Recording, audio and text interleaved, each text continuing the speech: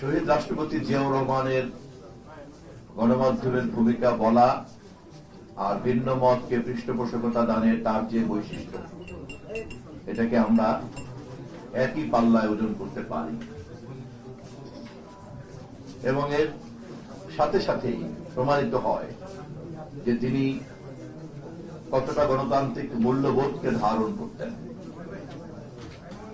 একটা উন্নত মানুষের প্রধান পরিচয় তিনি তার চিন্তার ক্ষেত্রে ভিন্ন মতকে সম্মান করেন কিনা, ভিন্ন মতকে তার চিন্তার প্রক্রিয়ার মধ্যে অন্তর্ভুক্ত করেন কিনা, এবং এই বৈশিষ্ট্যই একটা মানুষকে গণতান্ত্রিক মূল্যবোধের মানুষ হিসাবে প্রমাণ করে।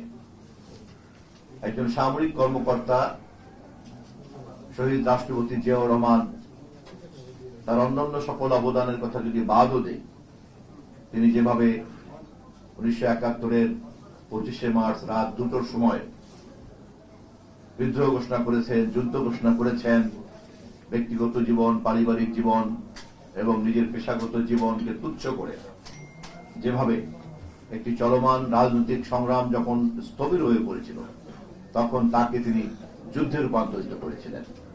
তার আগে যুদ্ধ শব্দটা তৎকালীন সময় কোন নেতা কল্পনাও করতে পারেন নাই, তিনি এটাকে যুদ্ধে পরিণত করেছেন এবং সেই যুদ্ধের মধ্য দিয়ে অর্জিত স্বাধীন বাংলাদেশে দাঁড়িয়ে আজ আমরা কথা বলেছি। যুদ্ধোত্তর বাংলাদেশে যখন সবচেয়ে সিনিয়র মোস্ট অফিসার হওয়ার পরেও তাকে তার দায়িত্ব দেওয়া হলো না, সেখানেও তিনি যে পেশাগত বৈশিষ্ট্য দেখালেন তার মধ্যেও কিন্তু প্রমাণিত হয় একজন মানুষ কতটা যুক্তিবাদী, কতটা পেশাগতভাবে সচেতন এবং কতটা গণতান্ত্রিক মূল্যবোধ হলে পরে ঊর্ধ্বতন কর্মকর্তাদের অন্যায্য নির্দেশকেও স্বাভাবিকভাবে পেশাগতভাবে মেনে নিতে পারেন এবং নিজের জুনিয়র কর্মকর্তার অধীনে তিনি কাজ করতে থাকলেন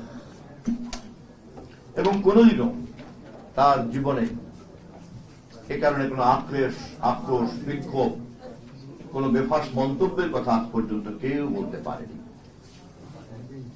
যে বৈশিষ্ট্যের কারণে 1971-এর 25শে মার্চ রাত 2টার সময় কারো নির্দেশ এবং প্ররোচনা ছাড়াই 36 বছর বয়সের একজন বাঙালি মেজর একটি প্রতিষ্ঠিত সামরিক বৈশিষ্ট্য সম্পন্ন রাষ্ট্রের বিরুদ্ধে বিদ্রোহ ঘোষণা করতে পারেন, কেবলমাত্র নিজের সততা, নিজের মূল্যবোধ, নিজের চেতনা, নিজের দেশপ্রেম, সেই বৈশিষ্ট্যই কিন্তু আবার স্বাধীন বাংলাদেশে যখন তিনি বঞ্চিত হন অন্যায়ভাবে, তখন তাকেও পেশাগতভাবে তিনি কিন্তু মেনে নিয়েছেন।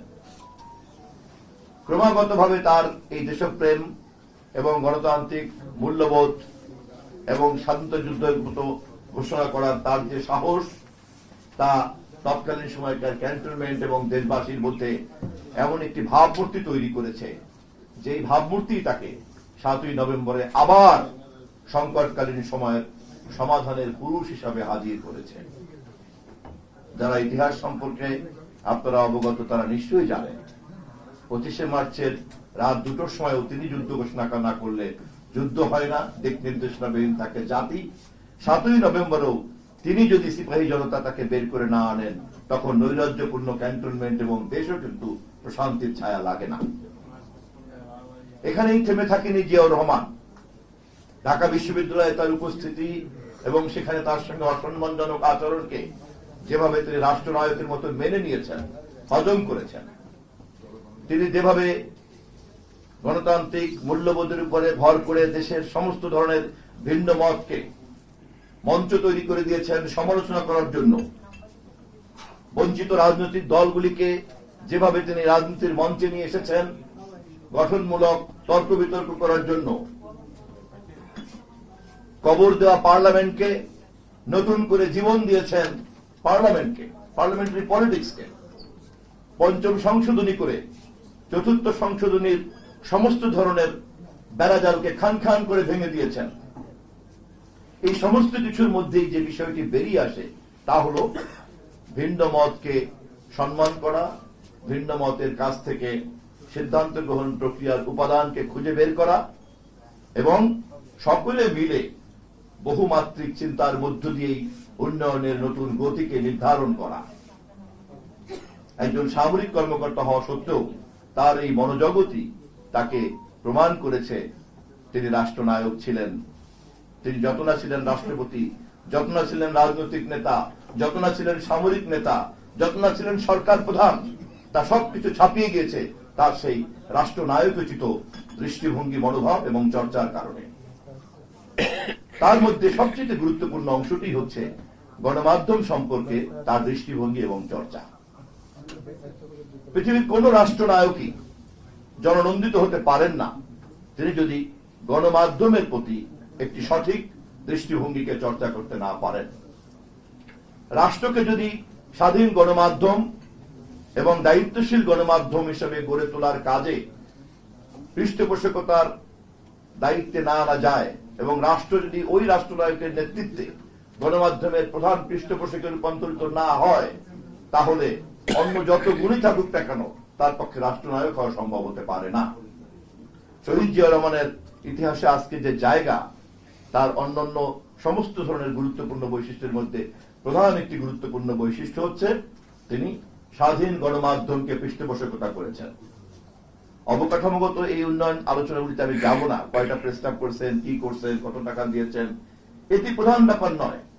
প্রধান বিষয় হচ্ছে যে গণমাধ্যম রাষ্ট্র এবং সমাজের আয়না হিসেবে কাজ করে, সেই আয়নাকে তিনি পরিচ্ছন্ন রেখেছেন যাতে স্বয়ংক্রিয়ভাবেই রাষ্ট্র এবং সমাজ জনগণের কাছে সার্বক্ষণিকভাবে তার প্রতিবিম্ব প্রতিফলিত থাকে।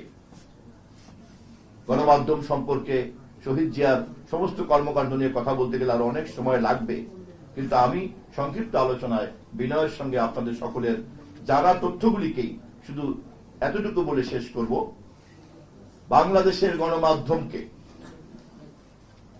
যুগ যুগ ধরে শহীদ জিয়াউর রহমানকে সসম্মানে স্মরণ করতে হবে, কারণ গণমাধ্যম চতুর্থ সংশোধনের মধ্য দিয়ে এবং 1975-এর 16 জুনে যে ধরনের অন্ধকার গলিতে ঢুকে পড়েছিল, শহীদ জিয়াউর রহমানের জন্ম না হলে সেখান থেকে গণমাধ্যমকে আবার মুক্ত আকাশে বের করা সম্ভব হতো কিনা এই প্রশ্ন ইতিহাসে আছে।